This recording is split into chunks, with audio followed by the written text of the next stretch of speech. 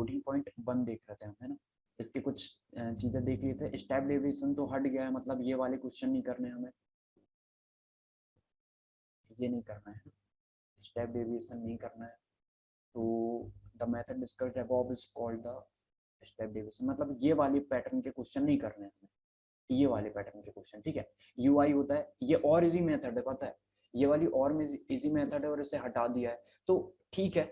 देखो जो चैप्टर हम पढ़ रहे हैं सिर्फ फॉर्मूला बेस्ड है, सिर्फ फॉर्मूला आपको पता होगा तो आंसर आ जाएगा। वो फॉर्मूला क्या है, क्यों ऐसे लिख रहे हैं फॉर्मूले को, तो वो मैं आपको बताते जा रहा हूँ, मैंने पहले भी बताया है, ठीक है। तो देखो जिसमें भी निकालोगे आप, आपको निकालना क्या है, 14.1 में आपको निकालना है मीन। मीन का मतलब होता है एक्स बार, ठीक है, इससे रिप्रेजेंट करते हैं। अब आपको मीन ही निकालना है तो आप किसी भी पैटर्न से निकालो, मीन आपका यही रहने वाला है, ठीक है। जो स्क्रीन में शो कर रहा हूँ हो रही है सभी को, स्क्रीन सभी को शो हो रही है ना?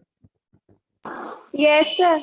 ठीक है, तो इसमें फॉर्मूले रहेंगे। और अभी हम देखते हैं 14.1 में मीन, मीन निकालने की कितनी 2-3 मेथड है, जिसमें से स्टेप डेविएशन तो नहीं है। तो हमें एक फर्स्ट वाली मेथड मैंने बताया था मीन निकालने की, जब सिर्फ डाटा दिया रहे हमारे पास तो कैसे निकालना है, ठीक है। एक एग्जांपल वो दिया था मैंने।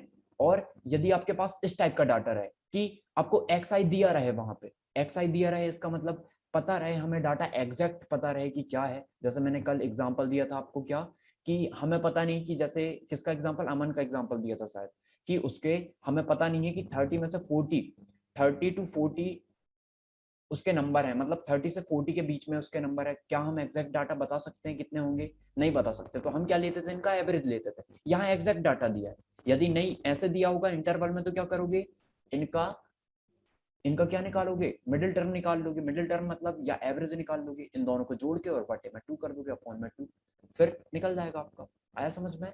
तो यदि इस टाइप से डाटा दिया रहे, कैसे, एक्स आई दिया रहे एग्जैक्ट कि 10 है, 20 है, 36 है, 40 है। अब हमें दिया कि 40 ना 4 बार आया हुआ है, इसकी फ्रीक्वेंसी दी है। फ्रीक्वेंसी मतलब वो कितने टाइम्स आया है, 10 1 टाइम्स आया है, 20 1 टाइम्स आया है।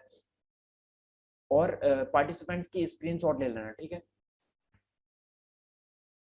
कोई भी एक ले लो और सेंड कर देना मुझे। अब देखो 36 कितने टाइम आया, 3 टाइम। अब मैंने बताया था या तो इनको 36 को 3 टाइम जोड़ लो, या 36 में सीधे 3 का मल्टीप्लाई कर लो। मीन कैसे निकलता है, मीन आपको पता है टोटल नंबर का सम, टोटल नंबर का सम अपॉन में टोटल नंबर, ऐसे ही निकलता है। तो समेसन मैंने बताया था, समेसन या सिग्मा इसे कहते हैं। इसका मतलब क्या होता है, जितने भी एफ आई एक्स आई है सबका सम। अब इसका मतलब आई पहले 1 वैल्यू होगी, 1 वैल्यू होगी, एफ आई f1 x1 की वैल्यू क्या होगी, 10 होगी, f2 x2 की वैल्यू क्या होगी, 20। मतलब ऐसी सारी वैल्यू को हमें ऐड करना है, उसका मतलब हम इसे सिग्मा से रिप्रेजेंट कर देते हैं, ठीक है। आया समझ में?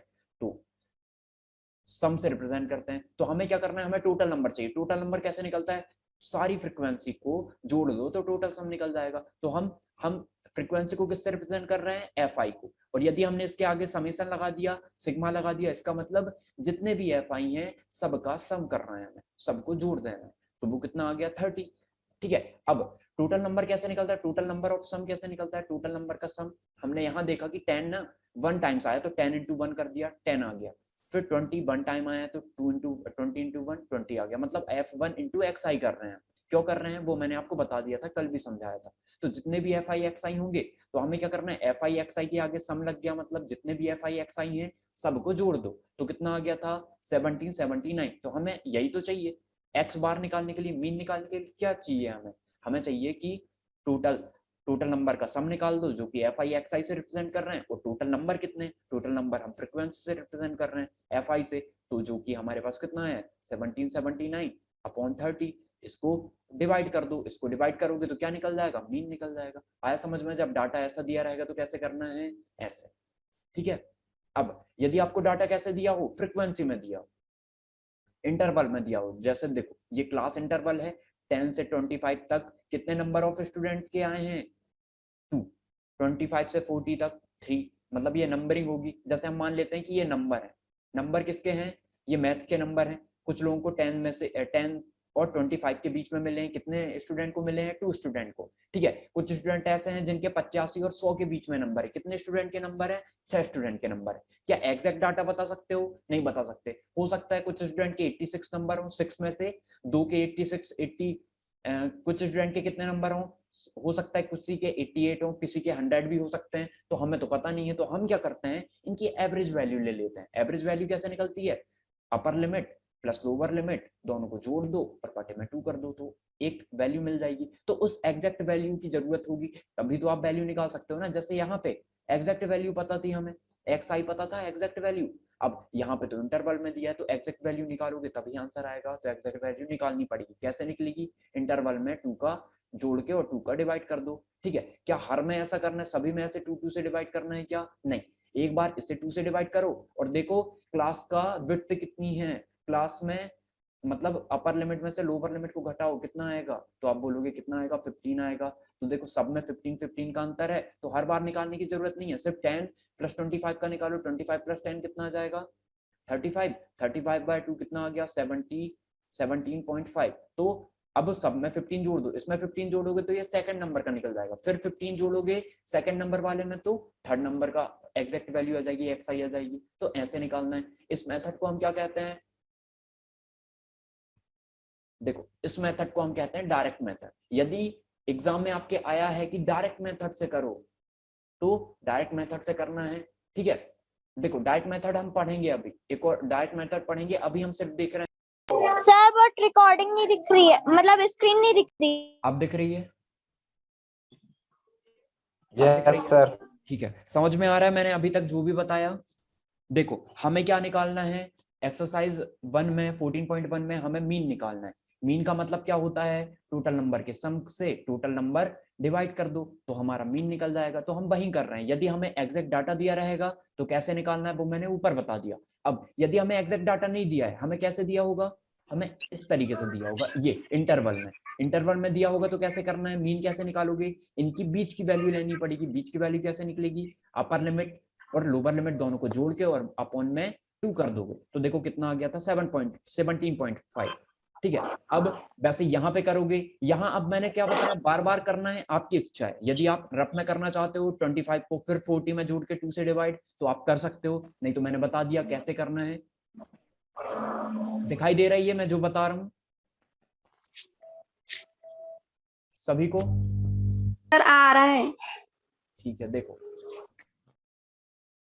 तो आया समझ में। जब भी इंटरवल दिया रहेगा तो ऐसे करना, इंटरवल दिया रहेगा और हमें फ्रीक्वेंसी दी होगी, सिर्फ 2 चीज दी होगी, हमें ये निकालना पड़ेगा, हमें ये निकालना पड़ेगा। ठीक है, अब ये क्या है, एक्स आई है। एक्स आई मतलब इन दोनों का सम करके अपॉन में 2 कर दो तो ये निकल जाएगा। अब हम देखेंगे इंटरवल कितने का है, 15 का है, तो सब में या तो 15 जोड़ते जाओ, इसमें 15 जोड़ोगे ये आएगा, फिर इसमें 15 जोड़ोगे ये आएगा, फिर इसमें 15 जोड़ोगे ये आएगा। नहीं तो आप 15 + 70 करोगे और अपॉन में 2 करोगे तो भी यही आने वाला है। तो जैसे करना है आपकी इच्छा है, कर सकते हो। मैंने दोनों तरीके बता दिए, आसान भी और जैसे आपको जो भी आसान लगे कर सकते हो। अब हमें जरूरत किसकी है, हमें तो पता है जब भी हमें क्या निकालना होता है, हमें मीन निकालना होता है, तो हम फ्रीक्वेंसी को उस एग्जैक्ट नंबर से मल्टीप्लाई करते हैं। 17.5 कितने टाइम्स आया है, 2 टाइम्स, तो इनका मल्टीप्लाई कर लो या 17.5 को 2 बार जोड़ लो। ठीक है, तो हम क्या करते हैं, आसान तरीका क्या है, मल्टीप्लाई करना। तो इन दोनों का मल्टीप्लाई करोगे तो एफ आई इंटू एक्स आई आ जाएगा। मतलब हम कुछ भी नहीं कर रहे हैं, एक्स आई मान लिया हमने किसी इन दोनों के बीच के डाटा को और हमने उसे एक्स आई दे दिया, एफ आई मतलब frequency, x I into F I करेंगे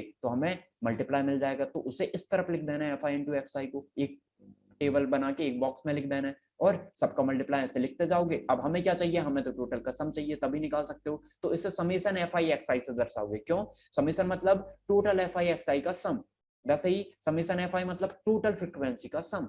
आया समझ में? और फिर हमने मीन निकाल लिया इस तरीके से। यदि हमें इंटरवल में दिया रहेगा तो ऐसे करना है। अब डायरेक्ट मेथड क्या है, ठीक है, डायरेक्ट मेथड देखते हैं।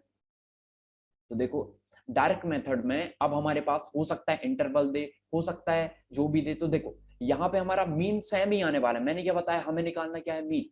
मेथड चेंज होने से कभी भी मीन चेंज नहीं होगा, किसी भी मेथड से करो आंसर 62 ही आना है यदि डाटा सेम है तो यहाँ देखते हैं डाटा सेम है क्या हमारा, देखो सेम डाटा है तो हमारा मीन भी क्या आने वाला है, देखो हमारा मीन भी 62 ही आने वाला है। आया समझ में? ठीक है, देखते हैं। अब देखो ये कैसी मेथड है, ये है एज्यूम्ड मेथड।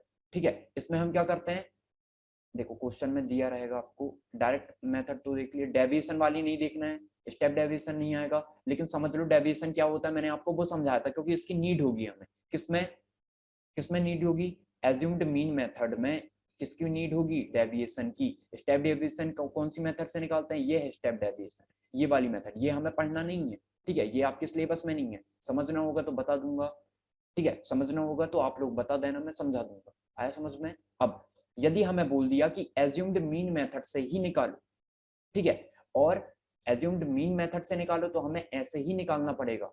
इससे क्या होगा पता है आपका? देखो, एज्यूम्ड मीन मेथड से आपका समय बचेगा। आपको मल्टीप्लाई है ना, जैसे मल्टीप्लाई किसका कर रहे थे? 17.5 का 2 में कर रहे थे मल्टीप्लाई। अब आपको 17.5 पॉइंट वाला हट जाएगा। क्यों हटेगा वो मैं आपको बता रहा हूं। अब देखो, एज्यूम्ड मीन मेथड में हमें क्या करना है? सेम चीज दी होगी, क्लास इंटरवल दिया रहेगा, फ्रीक्वेंसी दी होगी, ये दो चीज दी होगी सिर्फ आपको, ठीक है। और उसने बोल दिया कि एज्यूम्ड मीन मेथड से बताओ। एज्यूम्ड मीन मेथड समझ में क्या आ रहा है? नाम से एज्यूम्ड करना है हमें, मीन एज्यूम्ड करना है, ठीक है। एज्यूम्ड मीन मेथड मतलब मीन को एज्यूम्ड करना है। देखो हम क्या देख रहे हैं? Assumed mean method. Assumed mean method का मतलब हमें मीन को क्या करना है? एज्यूम्ड कर लेना है, मान लेना है। किसको मीन मान ले हम? तो कोई भी जो डाटा बीच में दिख रहा हो आपके, उसे क्या कर लो? मीन मान लो, ठीक है। तो क्या करोगे? बताओ क्या करोगे? एज्यूम्ड मीन मेथड में क्या करना है हमें?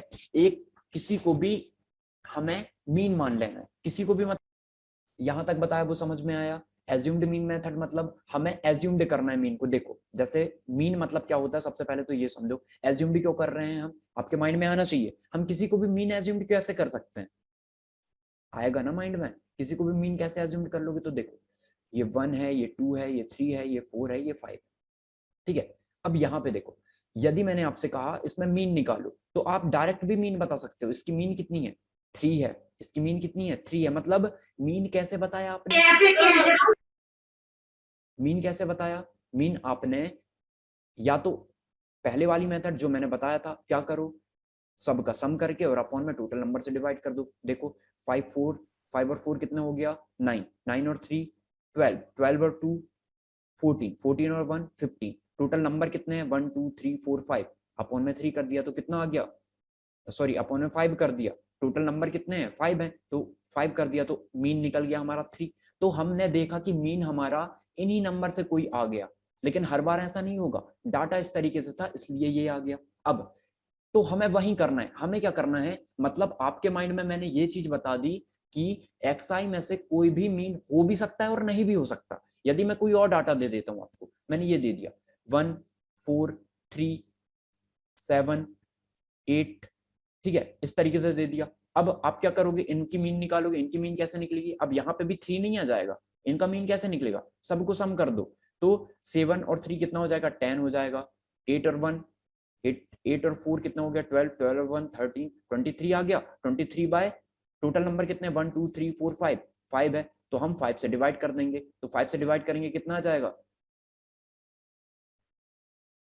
14.6 आ गया, ठीक है। तो आप देख रहे हो कि अब जो हमारा डाटा है, जो मीन निकला है, वो इनमें से कोई नहीं आ रहा है। तो हम क्या कर सकते हैं? हम इनमें से कोई भी किसी को भी मीन मान सकते हैं, एज्यूम कर सकते हैं। तो कि हमने इनको क्या किया? सबसे पहले तो क्या करोगे इनको?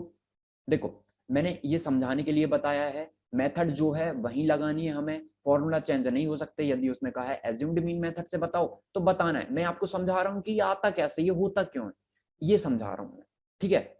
यदि ऐसे में समझ में नहीं आ रहा है, ऐसे में सर के ऊपर से जा रहा है, तो मैं भी सीधे बता सकता हूँ कि देखो ये फॉर्मूला है, ये डी आई है, ये एक्स आई है, ये एफ आई है, और सीधे ये फॉर्मूला है, इस पे वैल्यू रखो, आंसर आ जाए। ऐसे भी बता सकता हूँ, पर मैं इसलिए बता रहा हूँ ताकि हर चीज कॉन्सेप्ट की क्लियरिटी रहे आपको कि ऐसा हो रहा है तो क्यों हो रहा है, फॉर्मूले रटने की जरूरत ना पड़े, इसलिए बता रहा हूँ ये सारी चीजें, ठीक है। यदि सर के ऊपर से जा रहा है तो बता दो, समझ में आ रहा है, ठीक है। तो देखो यदि हम एज्यूम्ड कर रहे हैं, एज्यूम्ड कर रहे हैं मतलब वो एग्जैक्ट मीन नहीं है आपका, उसे आपने माना है। हो सकता है वही एज्यूम वही मीन निकल जाए, हो सकता है वो मीन ना निकले। तो जैसे देखो हमें क्या करना है, हमने क्या किया?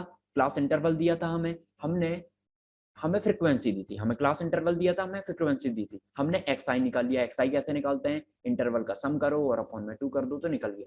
यहां तक बात समझ में आई? तीन तीन बॉक्स जो बताया हमने, तीन जो कॉलम बने हुए हैं, बॉक्स बने हुए हैं, यहाँ तक